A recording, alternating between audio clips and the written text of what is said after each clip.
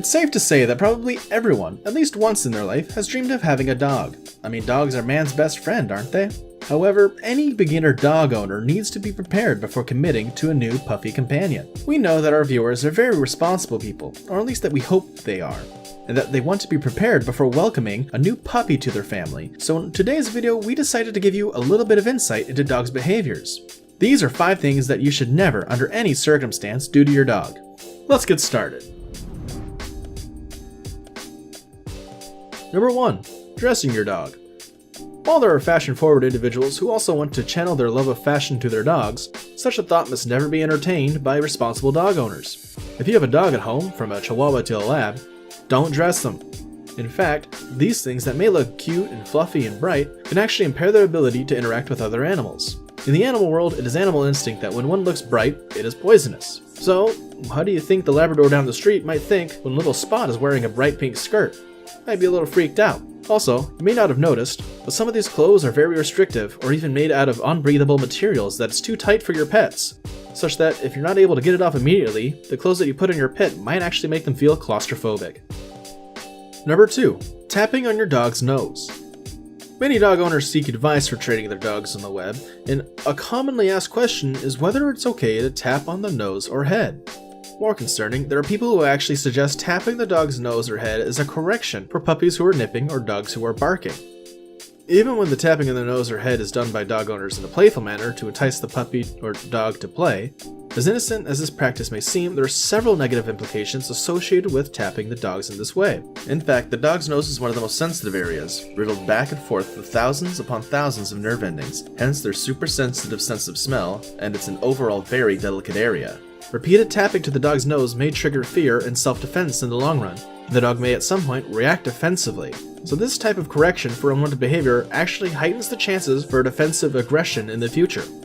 Number 3. Taking your dog's food away. There's a myth that has been floating around for many years now that you, as a dog owner, should be able to take the food bowl away from your dog while they're eating. The old school belief is that your dog should apparently be able to cope with being disturbed while eating.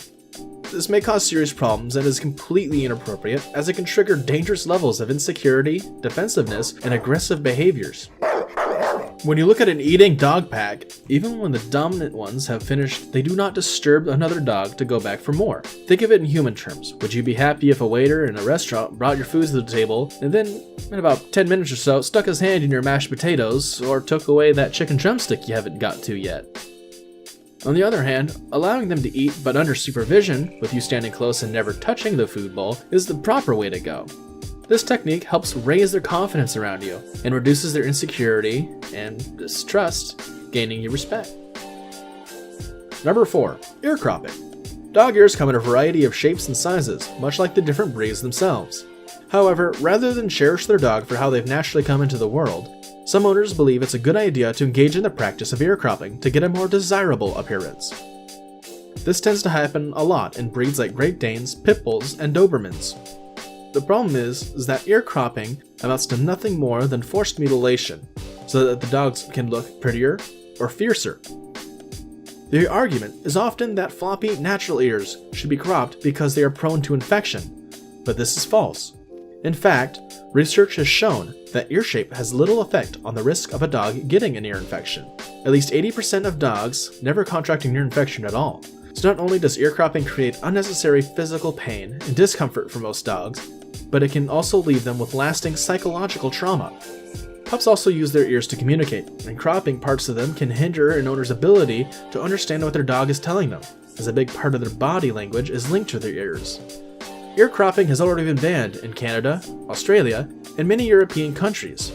The US has fallen behind, and we think it's time to catch up. Number 5. Tail docking. Tail docking is the practice of removing a dog's tail. Just like ear cropping, tail docking is done mostly for aesthetic purposes. First off, dog tails can develop a neuroma, or nerve tumor. On top of that, tail docking greatly influences your dog's behavior, as dogs use their tail to communicate with other dogs. This came as a result of an Italian research in which a group of researchers outfitted dogs with special vests that could measure their heart rates. Then they showed dogs videos of other dogs wagging their tails. Sometimes the video showed dogs wagging their tails to the right side of their bodies, and sometimes to the left. The researchers found that dogs didn't really react when they saw a dog wagging its tail to the right side. They calmly watched as the dog on screen wagged away. However, when they saw the dog wagging the tail to the left side of its body, their heart rate spiked and they became visibly more agitated. In a nutshell, dogs are sensitive to the direction of tail wagging, which means tail docking deprives dogs of a natural way of communicating with each other. Moreover, newborn puppies do not even realize that their tail is actually a part of their body, but they see it as a toy. This is why they tend to chase their own tail when they are bored. So basically, with tail docking, you're taking away their natural toy.